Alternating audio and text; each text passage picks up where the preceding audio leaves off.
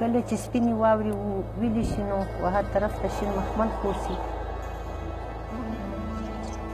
دلته په غرونو کې سبسان دي ګل شي.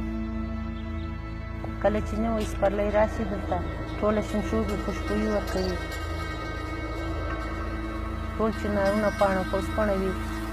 دلې هوا هم مسته مسته چل شي.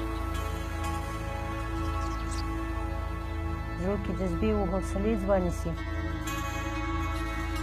ټوله مرغان چې په چخچخ په ګډا زلمی په سیل دې چمن ته راځي. زما د ښکلي ښار دیدن ته راځي. جوړې میلې وي په هر رنګ کې د ژوند. خلک د ډاله په چاپ اتڼ جوړوي. اخلي عکسونه نوی رنګ جوړوي. دا نندارې زما د وطن د کتو ښکلي زیارت ښکلي چمن د کتو.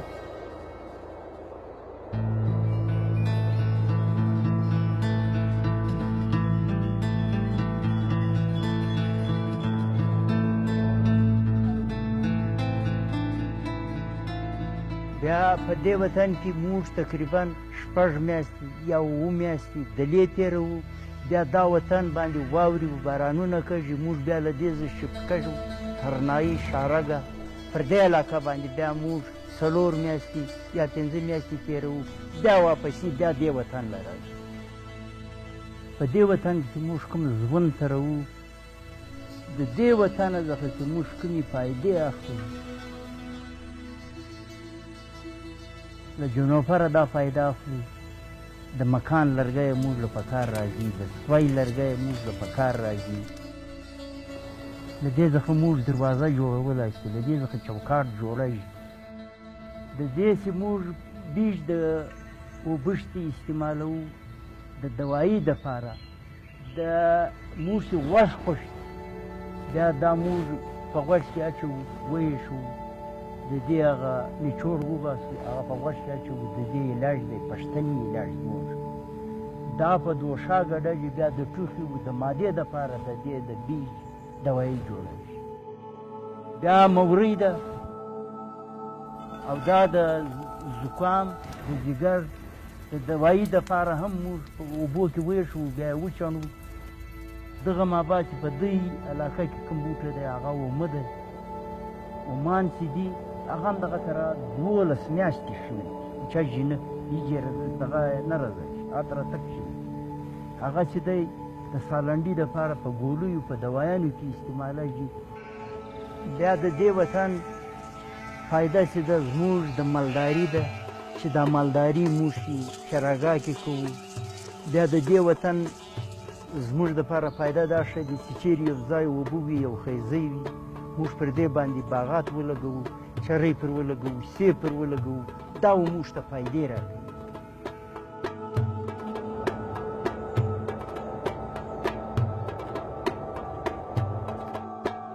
ज़ारत Juniper ecosystem के हवाले से अगर आप बात करें तो न सिर्फ यहाँ पे मुख्तलिफ़ किस्म के पौधे बल्कि मुख्तलिफ़ किस्म के परिंदे और मुख्तलिफ़ किस्म की छोटे दूध देने वाले जानवर जिनको हम स्मॉल मैमल्स कहते हैं उनकी अच्छी खासी तादाद यहाँ पे पाई जाती है. और ये बलूचिस्तान के उन चंद एक इलाकों में इसका शुमार किया जाता है कि जहाँ पे लोग इस वक्त जा सकते हैं और इको टूरिज़म के हवाले से एक ख़ास अहमियत का हामिल है.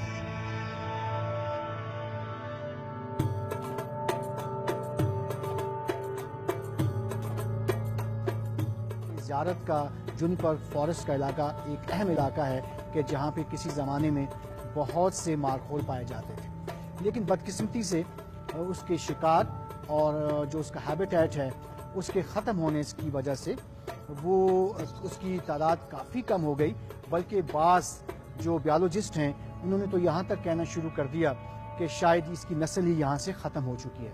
मैं अप्रिशिएट करूँगा IUCN की एफर्ट्स को कि जिन्होंने पिछले कुछ चंद सालों से यहाँ पे काम किया और ख़ास तौर पे जो लोकल कम्युनिटीज़ हैं उन्हें साथ इन्वॉल्व किया और इसकी कंजर्वेशन और प्रोटेक्शन के ऊपर जो है अपनी एफर्ट्स शुरू की.